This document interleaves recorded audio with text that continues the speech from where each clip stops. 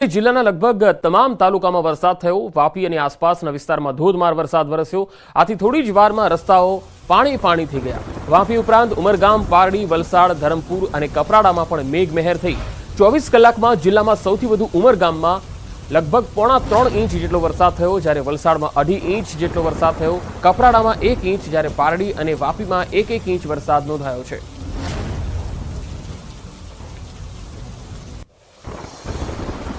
વલસાડ જિલ્લામાં વરસાદની હેલી યથાવત છે। સવારથી જિલ્લાના તમામ તાલુકાઓમાં વરસાદ। વલસાડમાં ભારે વરસાદથી રસ્તા પાણી થયા છે। મોગરાવાડી અને ચીપવાડ ગરનાળામાં પાણી ભરાઈ ગયા। વાહન ચાલકો અને રાહદારીઓ મુશ્કેલીમાં મુકાયા। આજે પણ જિલ્લામાં ભારે વરસાદની હવામાન વિભાગની આગાહી છે। તો વલસાડ જિલ્લામાં છેલ્લા 2 દિવસથી વરસાદી માહોલ દેખાઈ રહ્યો છે। વલસાડ છે, નવસારી છે, સુરત છે, આ તમામ જે જિલ્લાઓ છે દક્ષિણ ગુજરાતના, તેમાં લગભગ 3 દિવસથી વરસાદી માહોલ જામ્યો છે। આજે પણ સવારથી જે વરસાદી માહોલ છે અને વલસાડની જે તસવીરો આવી રહી છે તેમાં તમે જોઈ શકો છો કે ગરનાળામાં પાણી ભરાવાના કારણે વાહન ચાલકો મુશ્કેલીમાં મુકાયા। એટલો વરસાદ અહીંયા પડ્યો છે। વલસાડમાં 2.5 ઇંચ જેટલો વરસાદ પડ્યો છે, જ્યારે ઉમરગામમાં સૌથી વધારે 3.5 ઇંચ જેટલો વરસાદ પડ્યો છે। ભારે વરસાદની કારણે રસ્તાઓ પાણી થઈ ગયા છે। વલસાડ અને સુરત અને નવસારી આ 3 જે જિલ્લાઓ છે એમાં છેલ્લા 3 દિવસથી વરસાદનો માહોલ છે, જેના કારણે નાગરિકોને ગરમીથી રાહત મળી ગઈ છે।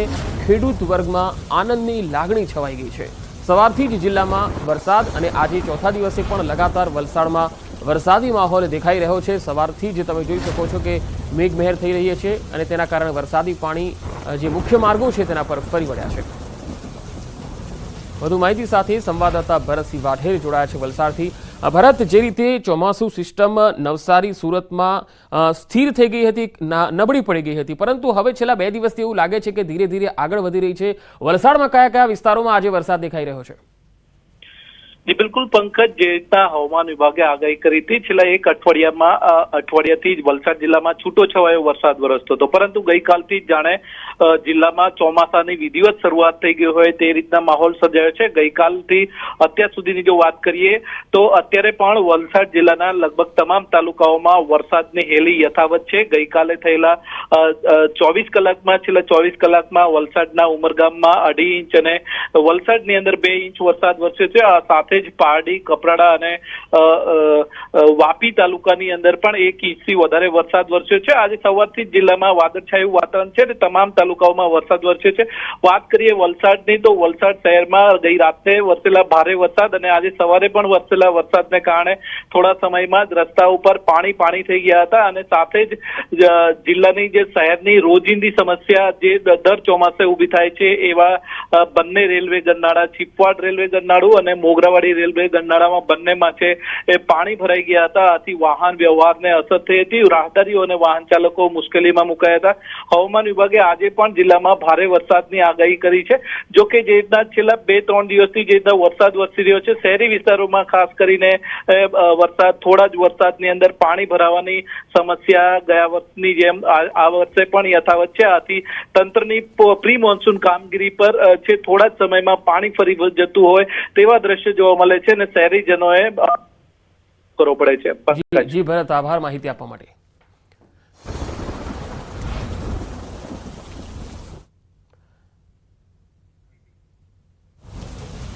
અને હવે સુરતથી જે તસવીર આવી રહી છે તેના પર નજર કરીએ। સુરતના માંડવી તાલુકામાં વરસાદી માહોલ જામ્યો છે। તસવીરોમાં જોઈ શકાય છે માંડવીના કરંજ વિસ્તારમાં ઝરમર વરસાદ શરૂ થઈ ગયો છે અને સવારથી જ અહીંયા વરસાદ જોવા મળ્યો। ગઈકાલે મોડી સાંજે પણ વરસાદ શરૂ થયો હતો। વાતાવરણમાં ઠંડક ફેલાઈ ગઈ છે અને ગઈકાલે બપોર સુધીમાં બારડોલી, માંગરોળ, કામરેજ, મહુવા, પલસાણા વિસ્તારમાં વરસાદ થયો હતો, જેના કારણે જે બાળકો છે તેઓએ પણ નહાવાની મજા માણી હતી। વાતાવરણમાં ઠંડક ફેલાઈ ગઈ હતી।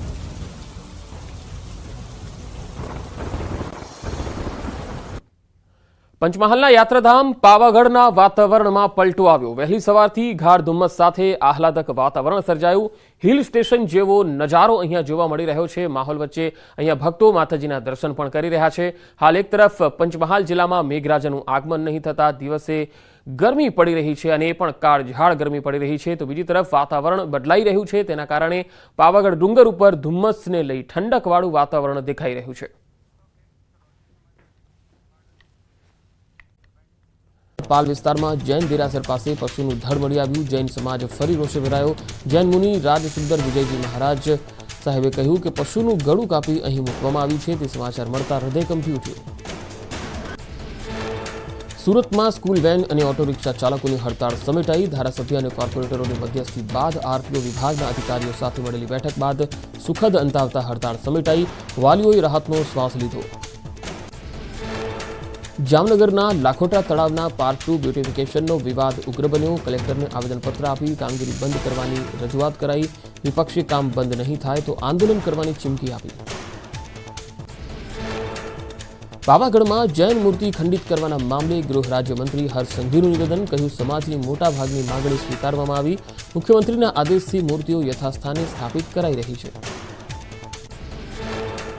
પાવાગઢમાં પગથિયા પર તમામ પ્રતિમાઓને ફરી પ્રસ્થાપિત કરાઈ. જૈન સમાજની માંગણી મુજબ કામગીરી કરાઈ પૂર્ણ. પાવાગઢ પોલીસે અજાણ્યા વ્યક્તિઓ સામે ગુનો નોંધી હાથ ધરી તપાસ. નર્મદામાં આરટીઓ વિભાગની તપાસ બાદ વાહન ચાલકોની હડતાળ. રાજપીપળા ખાતે 50થી વધુ વાહન ચાલકો પોતાની માંગ સાથે હડતાળ પર ઉતર્યા, જેનાથી વિદ્યાર્થીઓ અને તેના માતા પિતા, શાળા સંચાલકો પરેશાન. રાજકોટમાં રાજાશાહી સમયનું શાક માર્કેટ અત્યંત જર્જરિત હાલતમાં. લાખાજી રાજ શાક માર્કેટની દિવાલો પર ઠેર ઠેર મોટી તિરાડો પડી. શાકભાજી વેચતા લારી ધારકો ભયના ઓથાર હેઠળ ધંધો કરવા મજબૂર. અમરેલીની બગસરા નગરપાલિકાને સફાઈ કર્મીઓએ તાળું માર્યું હતું. 2 દિવસથી હડતાળ કરી રહેલા સફાઈ કર્મીઓની રજૂઆત નહીં સાંભળતા ચીફ ઓફિસર અને પાલિકા પ્રમુખનો કર્યો ઘેરાવ. ભાવનગરના ચિત્રા ઔદ્યોગિક વસાહતોમાં 1 માસથી વીજ પુરવઠો અનિયમિત. નાના ફોલ્ટ આવવાના કારણે 8 કલાક સુધી વીજ પુરવઠો ખોરવાય છે. વીજ પુરવઠો ખોરવાવાના કારણે મશીનો બંધ થતા ઉદ્યોગકારોને આર્થિક નુકસાન. ન્યૂઝ 18 ગુજરાતીની ધારદાર અસર. રાજકોટ રેલવે ડિવિઝનના ગેટમેન સુમિત કુમારને કરાયો સસ્પેન્ડ. ટ્રેન આવ્યા છતાં ફાટક ખુલ્લું રાખતા રાજકોટ ડીઆરએમ દ્વારા લેવાયા પગલાં. સુરેન્દ્રનગર મૂડીના ગોદાવરી ગામની સીમમાં સૌની યોજનાની પાઇપલાઇનમાં ભંગાણ. લાખો લીટર પાણીનો થયો વેડફાટ. પાઇપલાઇનના વાલ્વ પર વીજળી પડતા ભંગાણ થયું હોવાનું અનુમાન. ખેડાના શેખપુર ગામમાં બાળકો ખુલ્લામાં અભ્યાસ કરવા મજબૂર. 12 ડિસેમ્બરે જર્જરિત શાળાના પોપડા પડ્યા હતા અને 2 બાળકો ઇજાગ્રસ્ત થયા. દુર્ઘટના બાદ સ્કૂલને તોડી નખાઈ, પરંતુ બાળકોના અભ્યાસ માટે અન્ય વ્યવસ્થા ન કરાઈ. શેખપુર ગામની આ શાળામાં 195થી વધુ બાળકો કરે છે અભ્યાસ. અનેક રજૂઆત બાદ પણ વૈકલ્પિક વ્યવસ્થા ન કરાઈ હોવાનો શિક્ષકનો આરોપ. તો બાળકોને બેસવા માટે શેડની પણ વ્યવસ્થા ન કરી હોવાનો આક્ષેપ. દ્વારકાના ખંભાળિયામાં મહારાજ ફિલ્મને લઈ વૈષ્ણવ સંપ્રદાયના અનુયાયીઓએ કર્યો વિરોધ. ફિલ્મની રિલીઝ પર રોક લગાવવાની કરી માંગ. સાથે કલેક્ટરને આપ્યું આવેદનપત્ર. વિરોધમાં બજરંગ દળ પણ જોડાયું.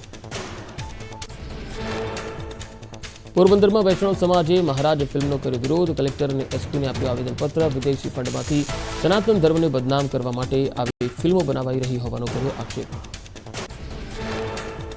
મહારાજા ફિલ્મના વિરોધમાં ગોધરામાં વૈષ્ણવ સંપ્રદાય દ્વારા યોજાઈ રેલી. કલેક્ટરને આવેદનપત્ર આપી ફિલ્મ રિલીઝ અટકાવવાની માંગ કરી. ફિલ્મમાં સનાતન ધર્મને વિકૃત રીતે દર્શાવાયો હોવાનો આરોપ. અમદાવાદમાં સ્કૂલ વેન અને સ્કૂલ રિક્ષાની હડતાળનો આજે બીજો દિવસ.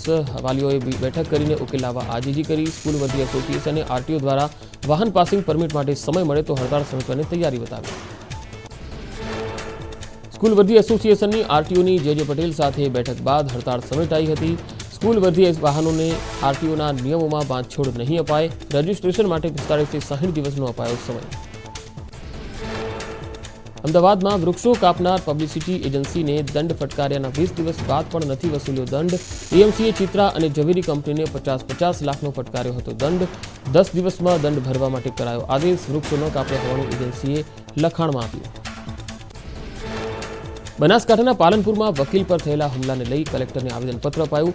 આરોપીની ધરપકડ કરી કડક કાર્યવાહીની માંગ. ગોવિંદ મકવાણા નામના વકીલની ઓફિસમાં આવીને કર્યો હતો હુમલો. પાલનપુર બાર એસોસિએશને કર્યો વિરોધ. ગણેશ ઉત્સવ પહેલા સુરતમાં વિવાદ. ગણેશ ઉત્સવ સમિતિ સામે કેટલાક આયોજકોએ ઉઠાવ્યા સવાલ. 2 દિવસ પહેલા જ સાંસદ મુકેશ દલાલ સાથે આયોજકોએ કરી હતી મુલાકાત. સમિતિ યોગ્ય કામ ન કરતી હોવાની કરી હતી રજૂઆત. નવસારી જિલ્લામાં આવેલી બિલીમોરા નગરપાલિકાની ચૂંટણી યોજવા ઉઠી માંગ. પાલિકાની ટર્મ 1.5 વર્ષ પહેલા પૂર્ણ થઈ ચૂકી છે, છતાં ચૂંટણી જાહેર ન કરાતા વિકાસલક્ષી કામો અટકાયા હોવાની ફરિયાદ. કેબિનેટની બેઠકમાં શિક્ષકોની ભરતીને લઈને મોટો નિર્ણય. ટેટ 1 અને ટેટ 2ના 7,500 શિક્ષકોની ભરતી થશે, તો 3 મહિનામાં શિક્ષકોની ભરતી કરાશે શરૂ 26, 27 અને 28 જૂને યોજાશે શાળા પ્રવેશોત્સવ। મુખ્યમંત્રીની અધ્યક્ષતામાં યોજાયેલી કેબિનેટની બેઠકમાં લેવાયો ખેડૂતલક્ષી નિર્ણય। નર્મદા ડેમમાંથી 140 MCFથી પાણી વધુ છોડાશે। ઉત્તર ગુજરાત સૌરાષ્ટ્રના ખેડૂતોને મળશે સિંચાઈનો લાભ।